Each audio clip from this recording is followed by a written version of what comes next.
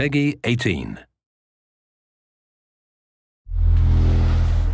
Hi, my name is Ashraf Ismail, Game Director of Assassin's Creed 4 Black Flag, and I'm excited to show you more of our open world locations and activities. This is by far the biggest and most diverse game world we've ever built. Over 50 major locations and more than 75 uncharted islands. In this demo, we will be jumping around to different parts of the Caribbean world and showing off some of this diversity.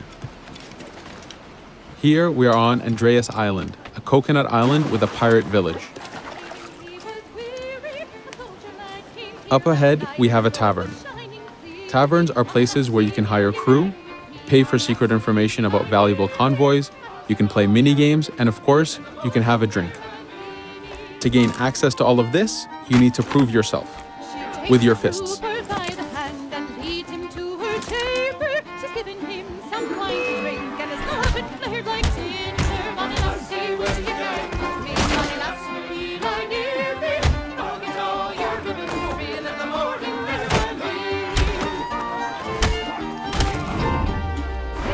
Now that the fight is over, you have access to the tavern and its services. This being a tavern, there's always plenty of rum to be drank, but drinking too much will have some fun surprises for you.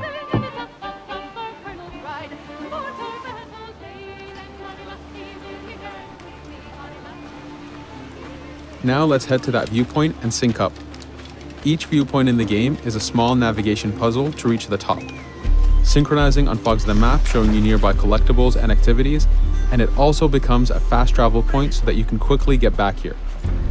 The world is massive. We need it to make it comfortable and easy for you to get to where you want.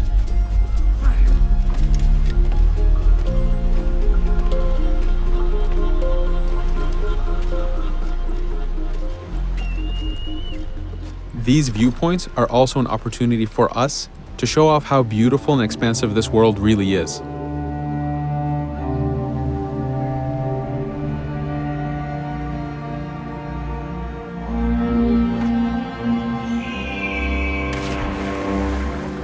Now we're heading to another important location, underwater shipwrecks.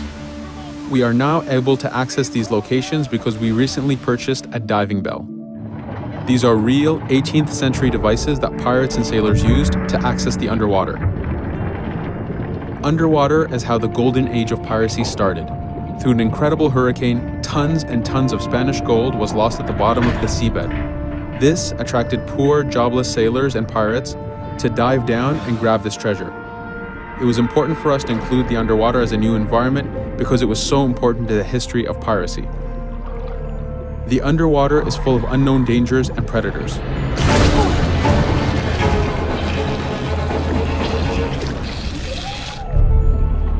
You do have to pay attention and act quick, but the risk is worth the prize as you need a lot of money to get all the upgrades for your ship, the Jackdaw.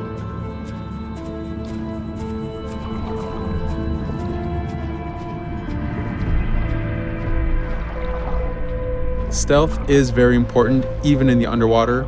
Here we can use the seaweed and plant life to keep yourself hidden from sharks and other dangers.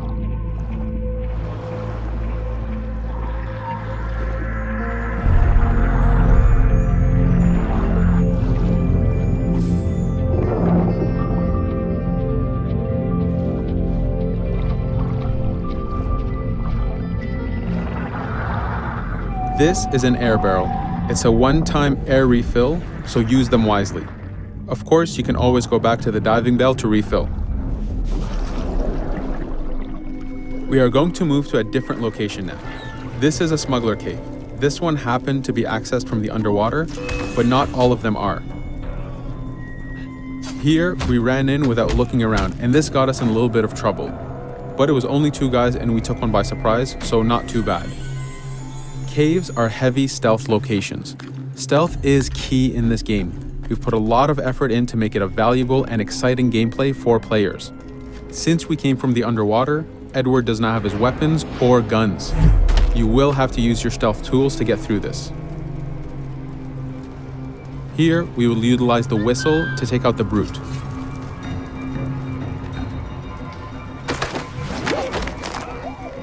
Anytime an enemy is taken out, they will drop their weapon for you to use.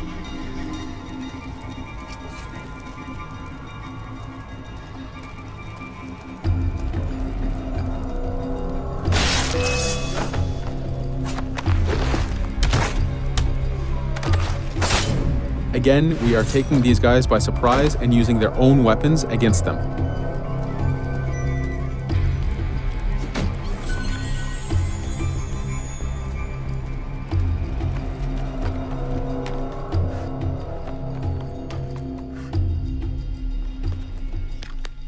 Using just your fists keeps things quiet.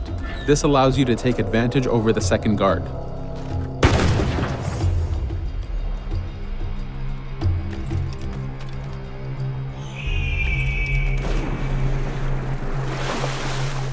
Up to this point, we've been doing a lot of pirating. This has attracted the attention of pirate hunters.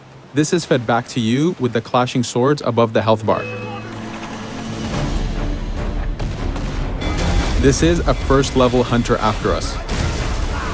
You can push the wanted system to reach level 4, where you have a fleet of intense aggressive hunters after you. The horn you heard indicates that this is a charger type ship. This ship is all about getting close and ramming. Each ship type has a unique sound associated to it, the scariest being the war drums of a man of war. Your first mate, Adewale, is always giving you helpful advice and feedback. The chain shot is a stun weapon. Hitting ships slows them down. Great for stopping a charger's attack.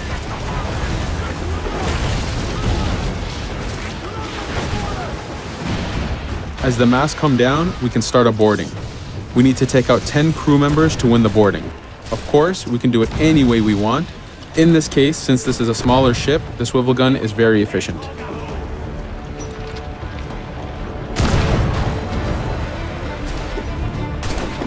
There are many objectives in the boarding system, including destroying powder keg reserves and removing the flag from the top mast. But the most basic objective is to eliminate the crew. Here, you can see Edward utilizing his dual cutlasses and guns, combining them in counters and combo attacks. You do have a max of 4 shots before reloading, so make them count.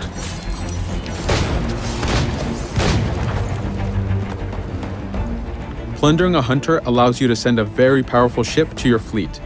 They are also a good way to gain ammo for the Jackdaw. In this case, we will use this opportunity to lower our wanted level.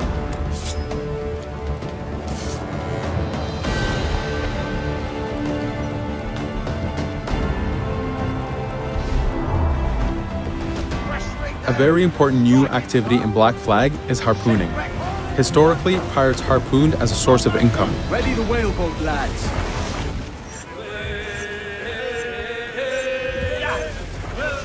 Harpooning is a part of upgrading Edward and his gear. There are many different types of creatures to harpoon, and they are all needed to get every single upgrade. Steady now, lads.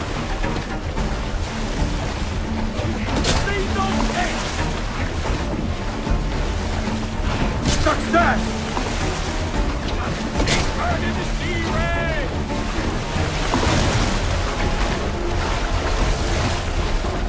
It's weakening! The blast has torn the rope! Stay sharp, lads. This is one of the smaller harpooning targets. Just imagine taking on a great white shark or a blue whale.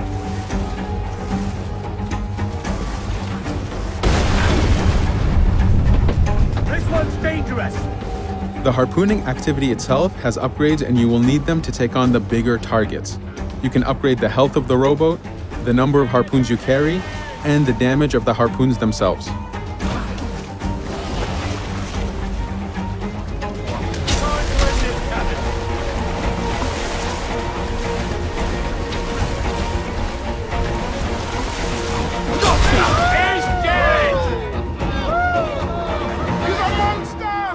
This was just a tease of the activities and locations. There is tons more for you to experience. Thank you for watching.